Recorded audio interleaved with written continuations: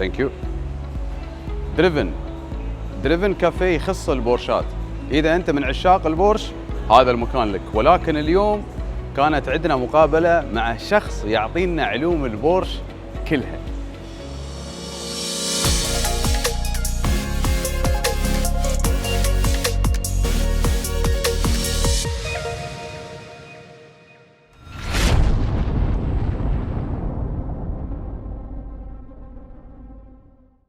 Well, first of all, thank you, Manfred, for coming here and giving us your precious time, of course, to be with us in this small interview in the Driven Cafe, Porsche Driven Cafe. Now, I want to know, let's say, how long you have been with Porsche. Well, first of all, thanks very much for coming here to Porsche, it's to our Driven pleasure. Cafe. It's our pleasure. Yeah, my journey with Porsche is pretty much exactly 10 years right now. I joined Porsche in 2014 as a vice president marketing in China.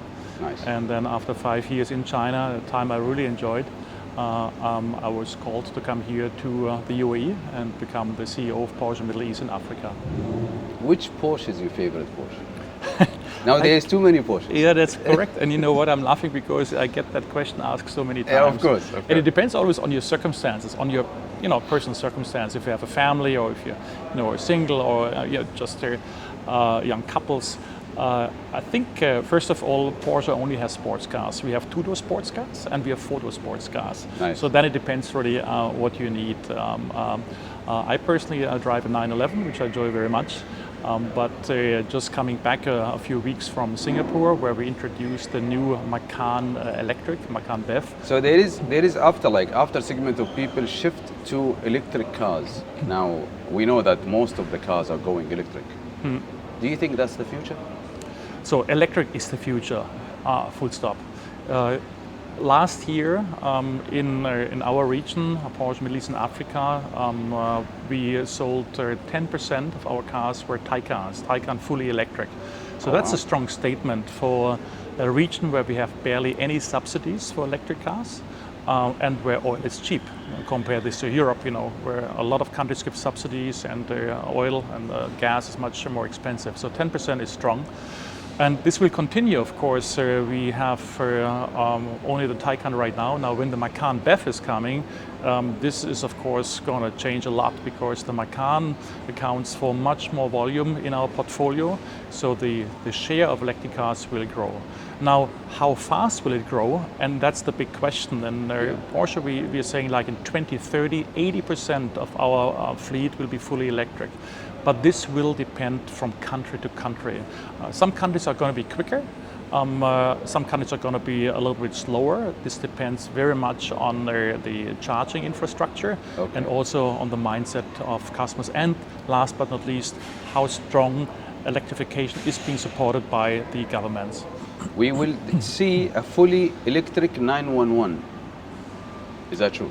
No plans. No plans. But I think the new one now they brought with the new technology. Correct, yeah. It's we call it T-hybrid. This is in comparison to a plug-in hybrid. Plug-in hybrid as we have it in the Cayenne or we have it in the Panamera.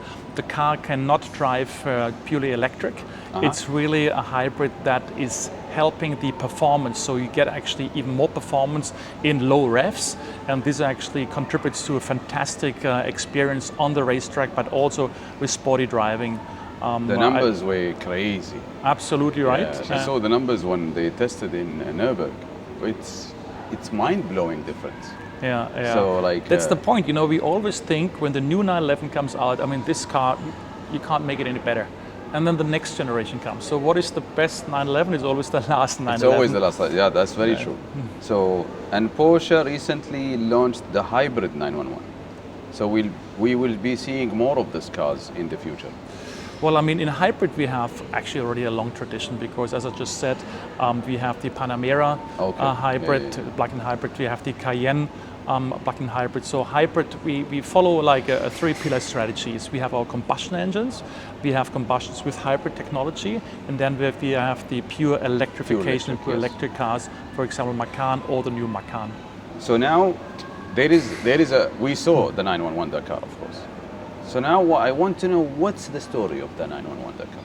And that's one of my favorite Porsches. Well, when we talk about cars with Porsche, very often you have to just go back in history. I mean, the brand was founded in 1948, so we celebrated last year 75 years of Porsche.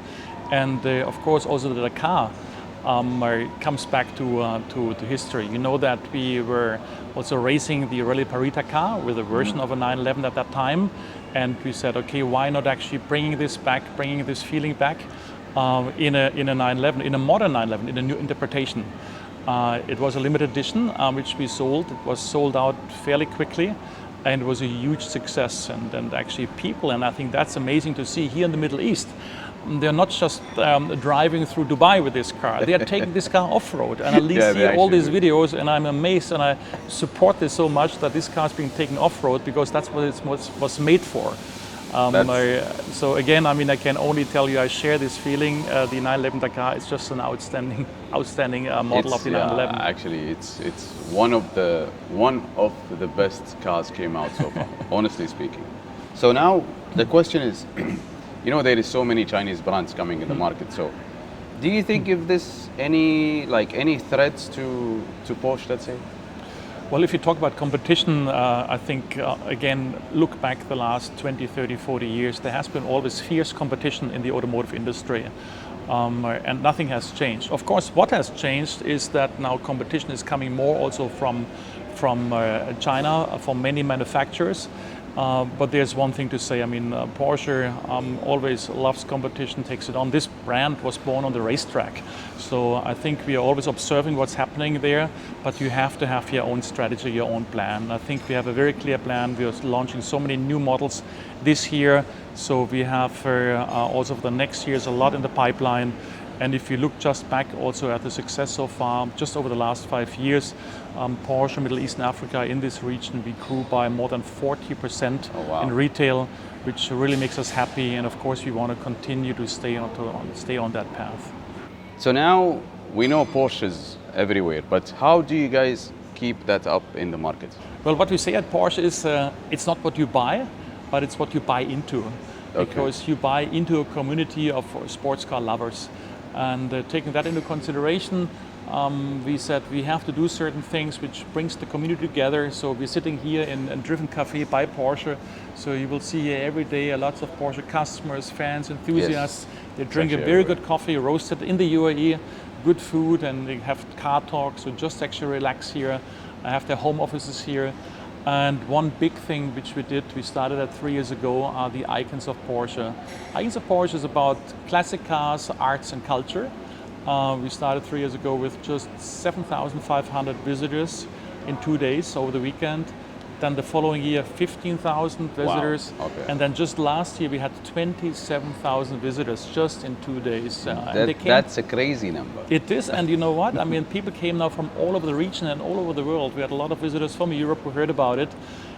This year, I think, you know, the expectations are high, so hopefully we can fulfill them. So on the 23rd and 24th of November, mark your calendar. I definitely will. It is going to be the 4th edition of the Icons of Porsche. We can't wait to see all the enthusiasts and fans of the brand. Nice, nice. That's a crazy number. 7,000, 27,000. Yes, wow. Absolutely. It only tells you, how strong this brand is, and we gave all these classic cars a platform, but there's also, of course, new launches which we're going to have over the weekend. So there's something for everybody. Nice, nice. I like that though. So what's now talking about Panameras? We don't see it much on the road. So the luxury sedan segment, I have to say, especially in this region, was going down quite a bit as a percentage of the entire portfolio. The trend towards SUV is still there, and it's increasing. Although I have to say that we just launched a new Panamera. So the new Panamera got very successful into the market. It has a lot of new technologies. It comes as a hybrid. It comes with these technologies, this active ride, which is fantastic, the suspension setting. So we are very, very positive about that. But that having said, the best-selling models in the Middle East is still the Cayenne, followed by the Macan. Oh wow! So Cayenne is like the leading so far. Correct. Yeah. Oh wow, that's amazing. So now, if I want to ask you, this is a bit a question you would like to So if I want to ask you to compare Porsche as a Hollywood actor, who would you pick? Well, it is. I'm not prepared for that question, I guess. But first of all, I would say that the Porsche brand or many Porsche models are already Hollywood actors. I think you see so many Porsche models in famous movies. I think just the last one is now Bad Boys 4. Yeah. We had Will Smith here a couple of weeks ago when he was promoting the film with his partner. So they're driving the new 911 Turbo S. So I think the 911 here is already an actor. If you ask me about a person, it would be there would be many, I think, but there would be maybe one which I name is Patrick Dempsey. Yes, because Patrick Dempsey is a very authentic Hollywood star in my opinion. And not only that, he loves Porsche, he drives Porsche, and he races Porsche. Oh wow! So he's the perfect, I guess, example to answer your question. It's not many cars. I love a lot of cars, but I don't have a collection or so. If I tell you to rate cars from best to owning to not owning, what would you choose? This is a very personal question, you know. I believe that. But you drive Porsche. I drive Porsche. I have owned in Germany. I own one Porsche. I have a 911, a 911.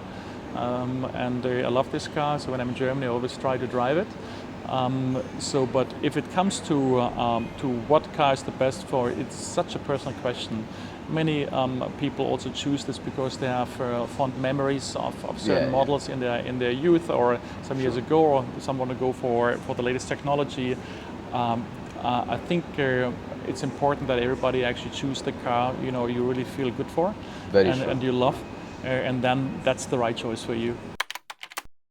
Well, it depends. I mean, let's talk today. Normally I get up around 6 o'clock. I'm at the gym at 7 o'clock. I do this with a personal trainer, so I have enough motivation to go. So I do a workout in our building actually from 7 to 8. And then actually just a very light breakfast and then off to work. It takes me half an hour to get from my place to work. To Driven Cafe today, only 10 minutes. It was better. Saved a lot of time. And then it's the nice thing about my job. It's always different. It's no routine. So every day is something else. Yeah. So this week, I'm in Dubai. Lots of meetings. Last week, I was the entire last week in India. I was in New Delhi. I was in Mumbai. I was in Kochi. I met all our dealers, investors. Next week I'm flying to Porsche headquarters.